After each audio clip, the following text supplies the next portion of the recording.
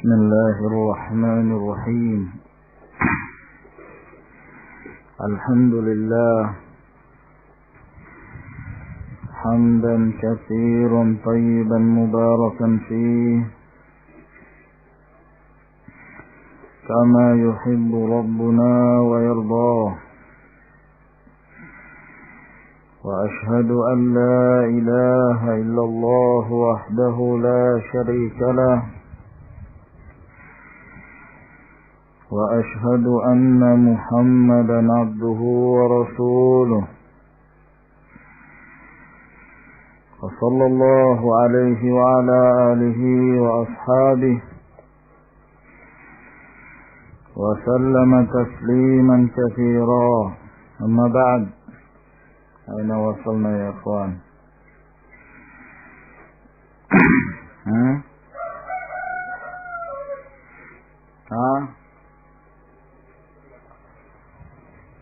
قال المؤلف رحمه الله تعالى: وللإيمان بالرسل ثمرات جليلة منها. Dan keimanan kita kepada para rasul memiliki samarah,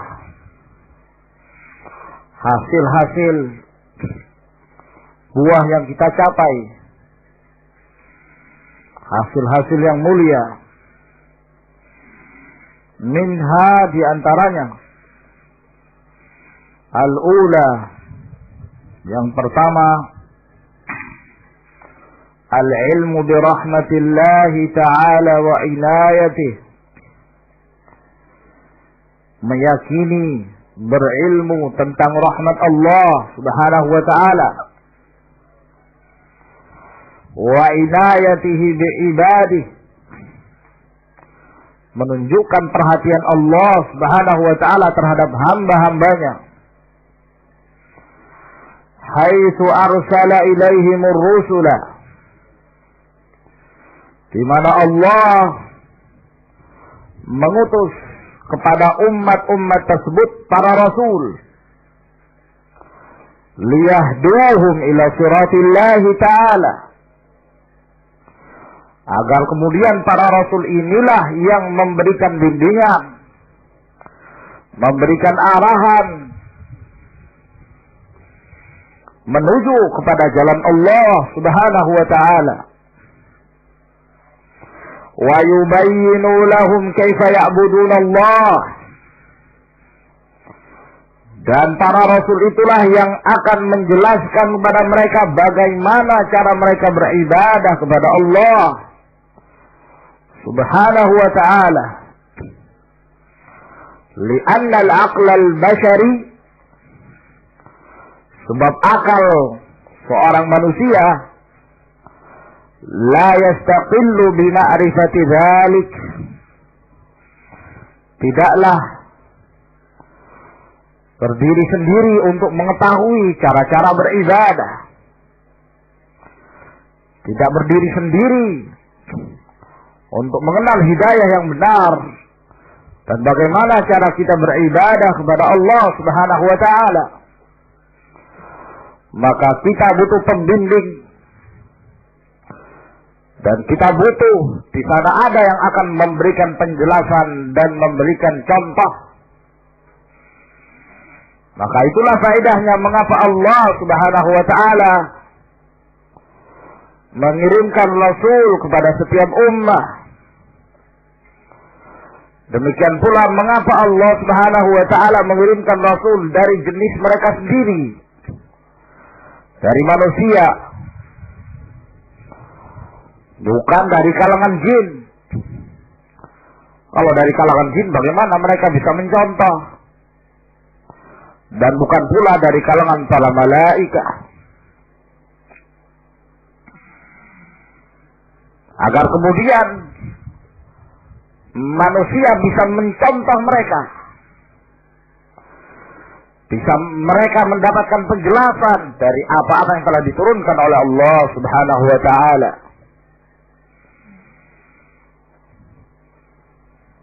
As-saniyah, yang kedua, syukruhu ta'ala ala hadhihi ni'matil kubra.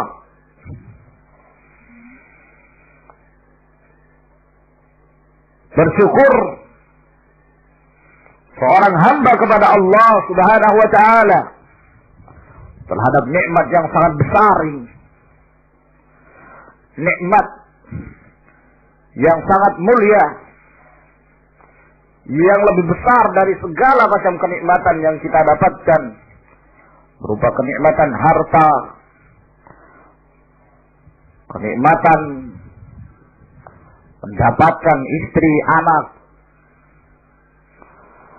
kenikmatan memperoleh kesenangan hidup di dunia. Sesungguhnya kenikmatan yang paling besar yang tiada bandingannya adalah ketika dikirimnya kepada mereka para nabi dan rasul sebagai pembimbing, sebagai penunjuk jalan untuk kembali ke jalan Allah Subhanahu wa ta'ala. Sebab kalau bukan mereka yang membimbing kita, tanpa bimbingan mereka lah lakunna fi dhalalin mubin, tentunya kita termasuk di antara orang-orang yang sesat dengan kesesatan yang nyata. Maka Rasulullah sallallahu alaihi wasallam diutus sebagai mubasyir wa mundzir pada umat ini, merupakan kenikmatan yang sangat besar. Dengannya lah kita selamat dari neraka. Dengannya lah kita bisa menjadikan mereka sebagai qudwah wal uswah. Oleh karena itu, Abul Aliyah Rufai bin Mihran, salah seorang tabi'i rahimahullahu ta'ala,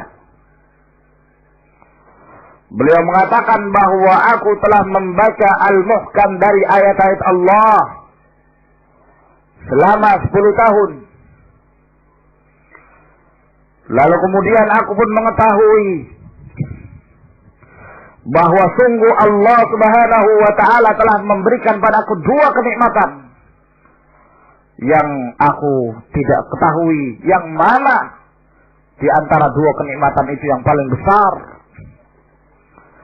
Yang pertama, an hadani lil Islam, ketika Allah Subhanahu wa ta'ala memberikan hidayah kepadaku menjadi seorang muslim. Yang kedua, walam yaj'alni haruriyya, dan tidak menjadikan aku sebagai seorang haruri, khawarij, ahlul bid'ah. 2 kenikmatan yang terbesar di antara seluruh kenikmatan-kenikmatan yang ada dengan dikirimnya para nabi dan rasul tersebut. As-salisah, buah yang ketiga, mahabbatur rusul alaihimus salatu wassalam wa ta'zimuhum, mencintai para rasul dan memuliakan serta mengagungkan mereka, wasada'u alaihim bima yaliqu bihim, dan memberikan pujian kepada mereka dengan apa-apa yang layak bagi mereka, tidak sampai melampaui batas. Li'annahum Rasulullah Ta'ala, karena mereka adalah para utusan Allah, para Rasul Allah Subhanahu wa Ta'ala. Wa li'annahum qamu bi'ibadati, dan sebab mereka telah menegakkan dalam beribadah kepada Allah, wa tablighi risalati, dan menyampaikan risalahnya, wa nushi li ibadi, dan kesempurnaan nasihat mereka untuk hamba-hambanya, sehingga tidak satu pun dari kebaikan melainkan mereka telah sampaikan pada umatnya, dan tidak satu pun dari kejahatan melainkan mereka telah berikan peringatan agar umatnya ini menjauhkan diri dari ketersesatan tersebut. Bagaimana yang telah diriwayatkan oleh Imam Muslim rahimahullah dari hadis Abdullah bin Amr bin al-As, kata Rasulullah sallallahu alaihi wasallam, innahu lam yakun min nabiyyin qabli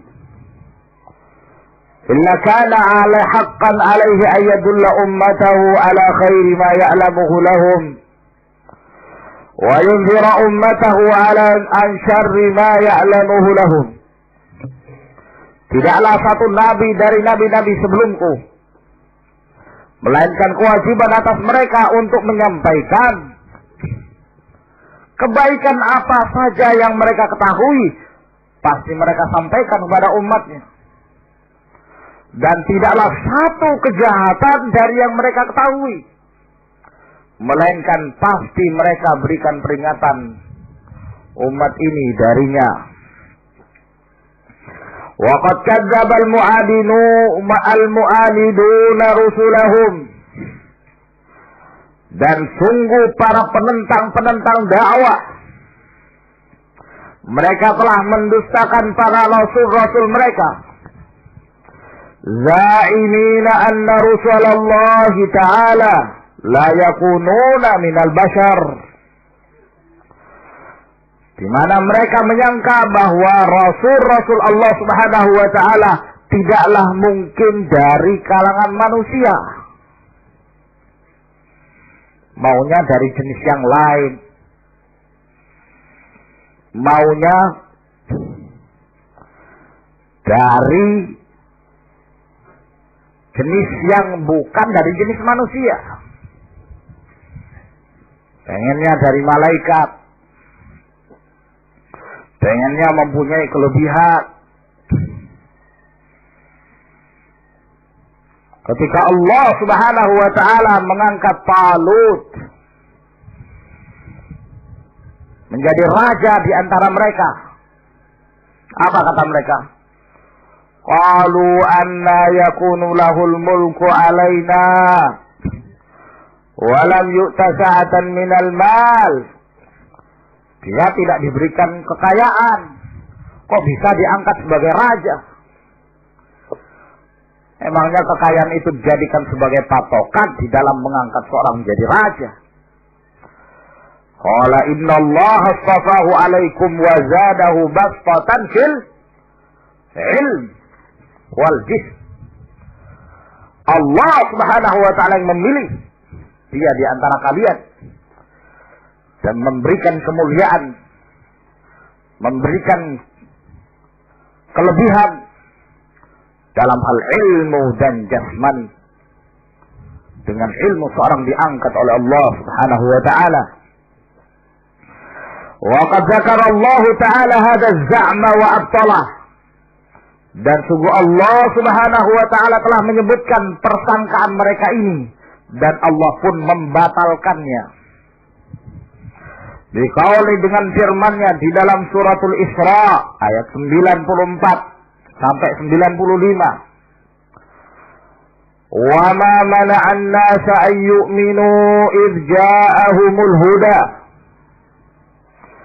Dan tidaklah yang mencegah manusia untuk mereka beriman. Yang dimaksud di sini manusia, kebanyakan manusia. Wa ma mana'an nas, wa ma mana'a aktsaran nas. Tidaklah yang mencegah mayoritas manusia untuk mereka beriman ja'ahumul huda, di saat datang kepada mereka petunjuk melalui seorang rasul yang dikirim di tengah-tengah mereka dari kalangan manusia. Illa amqalu, melainkan mereka mengatakan sebagai bentuk bantahan dari mereka, aba'adallahu basyarar rasulah. Apakah mungkin Allah Subhanahu wa taala mengutus seorang manusia untuk menjadi rasul? Masa demikian? Masa begitu? Masa yang diutus Allah itu dari manusia dijadikan sebagai rasul? Ya, ingkar mereka. Ya, sehingga ketika ada seorang rasul yang dikirim oleh Allah Subhanahu wa taala kepada mereka, selalu itu yang mereka katakan. In antum illa basyarun mithluna. Kalian ini hanya laki-laki sama seperti kami. Kamu juga manusia. Ada kelebihan apa kamu dari kami? Kamu makan, kami juga makan. Kamu minum, kami juga minum. Kamu berjalan, kami juga berjalan. Pengennya itu seorang rasul mempunyai power begitu. Seorang yang aneh. Digitarin, giginya bertaring apa. Ya, supaya orang semua takut. Kan begitu. Ya, atau mempunyai sesuatu yang ajaib. Makanya mereka minta dari mana? Dari malaikat. Ya, maunya dari malaikat. Dengan mereka. Nah, ya kalau dari malaikat yang diturunkan oleh Allah Subhanahu wa taala sebagai seorang rasul, Allah Subhanahu wa taala mengatakan, "Qul law kana fil ardi malaikatun yamshuna mutma'innin." Katakan, kalau sekiranya di muka bumi ini ada dari kalangan para malaikat yang mereka berjalan dengan santainya, mereka berjalan dengan tenang. Ya. Lanazzalna alaihim, kami akan turunkan kepada mereka minas sama, dari langit malakan rasulah, untuk menjadi seorang rasul dari kalangan malaikat. Kalau memang di muka bumi ini ada malaikat yang bisa berjalan dengan santainya, dengan bentuk yang asli. Ya, apa yang Allah Subhanahu wa taala isyaratkan di sini? Bahwa rasul itu datang kepada kalian untuk memberikan contoh. Oleh karena itu Allah Subhanahu wa taala mengutus seorang rasul di tengah-tengah kalian, dari jenis kalian, dari bahasa kalian, yang paham tentang bahasa kalian. Bagaimana kalau rasulnya itu dari Buton, dikirim ke tengah bangsa Arab, mau berbicara dengan manusia bagaimana? Bahasanya nggak akan dipahami, ya kan? Orang Indonesia misalnya, dikirim seorang rasul dari Indonesia, dikirim kemana? Ke Arab Saudi. Oke, mau dikatakan, "Ubudullah ma lakum min ilahin ghairuh." Orang Arab bingung-bingung aja kan. Apa ini? Dikirim dari mereka dengan bahasa mereka agar mereka paham. Dan dikirim dari jenis mereka, dari kalangan manusia, agar mereka bisa mencontoh dengan perkataannya dan perbuatannya. Bukankah dengan perbuatan itu lebih ablagh? Rasulullah Shallallahu Alaihi Wasallam ya memberikan contoh tentang cara beribadah kepada Rasul, kepada para sahabat. Bagaimana kalau yang menjadi Rasul itu malaikat dengan bentuk aslinya, Jibril dengan 600 sayap? Bagaimana memberi contoh tentang tata cara sholat yang sebenarnya?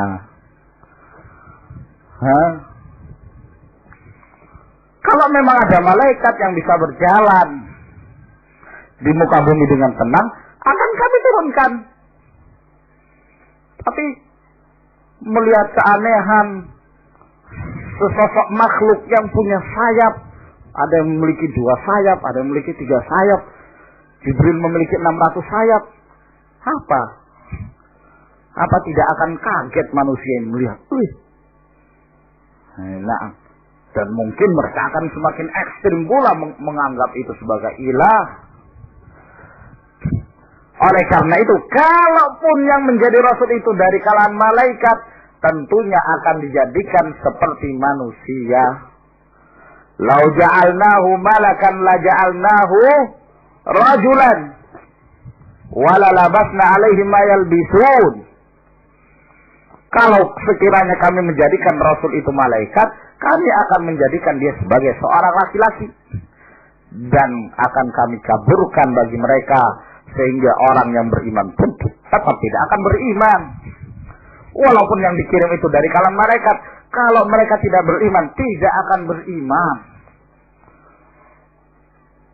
Walain ataita bikulli ayatin ma tabi'u qiblatak. Kalau sekiranya engkau mendatangkan seluruh ayat, seluruh tanda-tanda kekuasaan Allah Subhanahu wa taala, asalnya mereka kufur, mereka akan terus di atas kekafiran mereka. Nah, fa'abtalallahu ta'ala hadha za'ma, maka Allah Subhanahu wa ta'ala membatalkan prasangka ini, bi annahu la budda an yakuna ar-rasulu basharan, bahwa mesti yang menjadi seorang rasul itu manusia, li'annahu mursalun ila ahlil ard, karena dia juga diutus ke muka bumi. Nanti kalau diutus malaikat, lalu kemudian malaikat itu dijadikan sebagai sosok manusia, lalu kemudian malaikat tersebut melakukan suatu amalan-amalan, lalu kalian anggap berat, lain lagi nanti pernyataan kalian, iya kan? Mungkin mereka akan oh itu kan malaikat diberikan kekuatan lebih, kami kan manusia mestinya lebih rendah. Ya namanya orang tidak beriman tidak akan beriman. Sawa'un 'alaihim anzartahum am lam tunzirhum la yu'minun. Nah, maka di sana ada manfaat, kemaslahatan yang sangat besar. Mengapa Allah mengutus seorang rasul itu dari kalangan mereka? Berjalan di pasar, makan dengan makanan mereka, duduk bersama mereka. Naam, wahum basar, dan mereka juga manusia. Walau kana ahlul ardi malaikatan, kalau sekiranya penduduk bumi ini malaikat, lanazzalallahu alaihim minas sama'i malakar rasulah, tentunya Allah akan menurunkan dari langit juga sebagai rasul dari kalangan malaikat, liyakuna mislahum, agar menjadi seperti mereka. Naam. Wa hakadha hakallahu ta'ala 'anil mukazzibina lirrusul. Dan demikianlah Allah Subhanahu wa ta'ala menghikayatkan tentang orang-orang yang mendustakan para rasul. Annahum qalu, bahwasanya mereka mengatakan, in antum illa basyarun mithluna. Mereka mengatakan kamu ini ya bukanlah melainkan seorang manusia seperti kami. In di sini maknanya ma, yakni nafiyah. Ma antum illa basyar. Kamu ini bukanlah melainkan kamu hanya seorang manusia seperti kita pula. Turiduna antasudduna amma kana ya'budu abauna. Ya. Yang kalian menghendaki untuk memalingkan kami dari apa yang telah disembah oleh nenek moyang kami. Fa'tuna bisultanin mubin. Maka datangkanlah kepada kami kekuasaan yang nyata,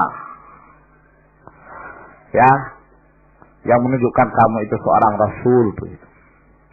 Qalat lahum rusuluhum, berkata kepada mereka rasul-rasul mereka, innahnu illa basyarun mislukum, kami ini memang tidaklah melainkan kami pun manusia seperti kalian. Walakinnallaha yamunnu ala man yasha'u min ibadihi, akan tetapi Allah memberikan anugerah kepada siapa saja yang dikehendaki oleh Allah dari hamba-hambanya. Allahu yastafi minal malaikati rusulan wa minan nas. Allah Subhanahu wa ta'ala memilih dari kalangan para malaikat sebagai utusan-utusan, juga dari kalangan manusia sebagai utusan-utusan, dipilih oleh Allah Subhanahu wa ta'ala dari kalangan manusia. Nah, ya. Wa ma kana lana an na'tiyakum bisultanin illa biiznillah.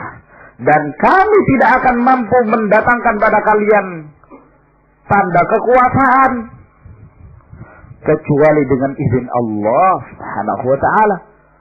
Karena di tangan Allah seluruh kekuasaan. Jika Allah Subhanahu wa taala menghendaki maka terjadi. Jika tidak maka itu menunjukkan kelemahan para rasul. Mereka hanya manusia, hanya diberikan risalah yang menunjukkan kemuliaan mereka di atas manusia yang lainnya. Maka ini hikmah yang sangat besar. Di saat Rasul itu diutus di tengah-tengah kita dari kalangan manusia. Bagaimana kalau dari kalangan jin? Kesulitan. Ya. Untuk melihat mereka. Walhamdulillah wa bini'matillah. Di saat Rasulullah sallallahu alaihi wasallam seorang rasul dari kalangan manusia, Rasulullah mengajarkan kepada kita cara makan yang benar. Kalau malaikat tidak makan. Ketika Nabi Ibrahim alaihissalam menjamu dua malaikat, mereka tidak mau makan, ya kan? Walhamdulillah wa binikmatillah, diutus dari kalangan manusia mengajarkan kepada kita bagaimana cara-cara kehidupan manusia yang benar, mengajarkan kepada kita menikah, mengajarkan kepada kita cara tidur, berjalan, berakhlak al-karimah, hikmah yang besar. Nah, wallahu a'lamu bis-shawab. Dan insyaallah poin yang berikutnya tentang al-yaumul akhir akan kita sebutkan di pertemuan yang berikutnya. Ila huna tafaddalu hafizakumullah.